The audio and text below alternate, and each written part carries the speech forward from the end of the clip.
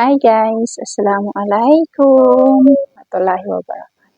So, meron po akong i-reveal natin ating binili nung isang araw guys. So, nag-shopping pala kami nung isang araw.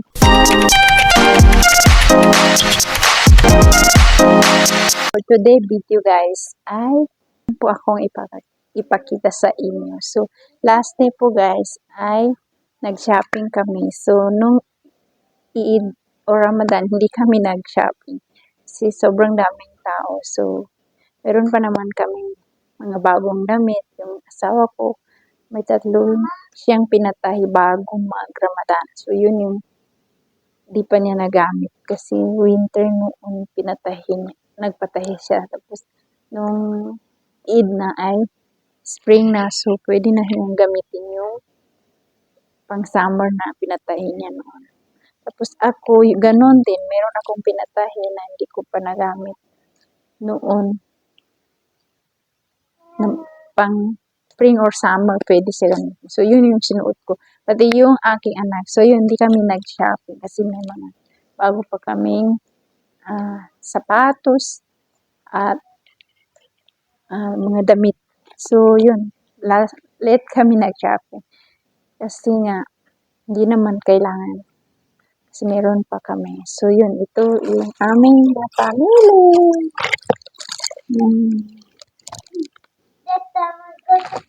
So, yun. I-reveal ko sa inyo yung nabili namin. So, ito po yung sa asawa. Sandal.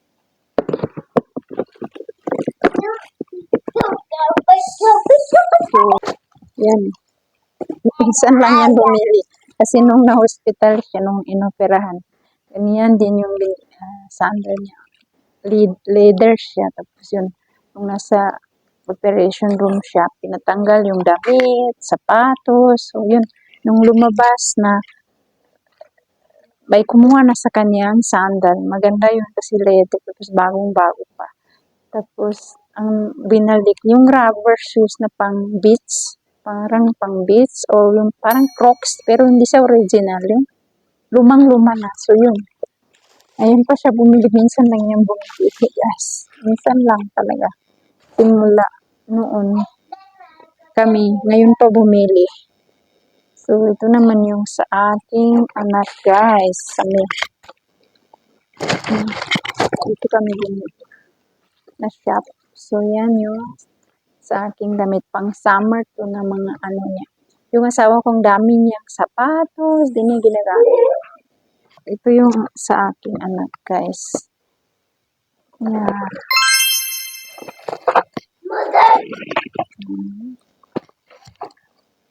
So, wala akong binili, guys. Kasi last, ako yung bumili ng dalawang sapatos. So, yun yung ginamit ko sa nung Eid. First time ko palang ginamit nung Eid. Tapos yung isa hindi ko pa nagamit. Tapos yun, kahit hindi ayaw ko bumili ng damit kasi nga, ang tagal-tagal magpatahi.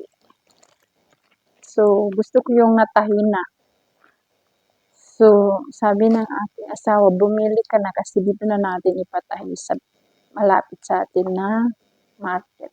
Kasi tuwing bumibili kami ng biyanan ko, doon pa namin pinapatahi sa mga auntie. Sa subdivision nila. Tapos, saka pa namin makuha. Isang buwan, ganyan, 2 buwan. So, yun. Minsan, 2 weeks, 3 weeks. Tapos, yun. Kaya ko ayaw ko. Gusto ko yung tapos lang. Para ready to wear na. Tapos, ito, na-convince pa rin ako ng biyanan ko sa asawa ko. Tapos, wala pa akong balak bumili ng damit. Kasi nga, meron pa akong damit. Hindi pa na. Sabi ko sa inyo, nung Eid ko lang sinuot. Meron pa akong natira na di pa nasuot. Tapos ito guys, pang summer na damit ko guys. Pang summer. So, yan. Yan. Ito guys ay 3 peraso ko. Yung top, saka ganito, lupata yung tawag nila. Or hijab, saka yung pants niya. Yan. Tapos ito naman guys, non-stick, non-stick, non-stick ito guys. Ito ay two piece. Ito guys ay 3 piece. Mas mahal to kaysa nito. So, at saka ito guys, yung pangatlo. Sabihan namin ko, dalawa lang yung sa kanya.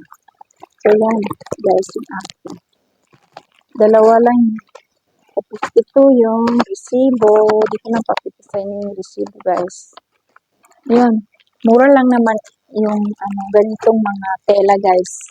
Pang summer na tela, mura lang. Pero nababawi siya sa bayad sa tahi. So, mas mahal ito guys kasi 3 piece. 3 pieces ito siya. So, mas mahal yung pang winter na damit. So, mga pang summer, mumurahin lang. Pero mang peraso to guys. Dalawa sa biyanan ko, 3 sa akin. So, yun lang naman. Bye!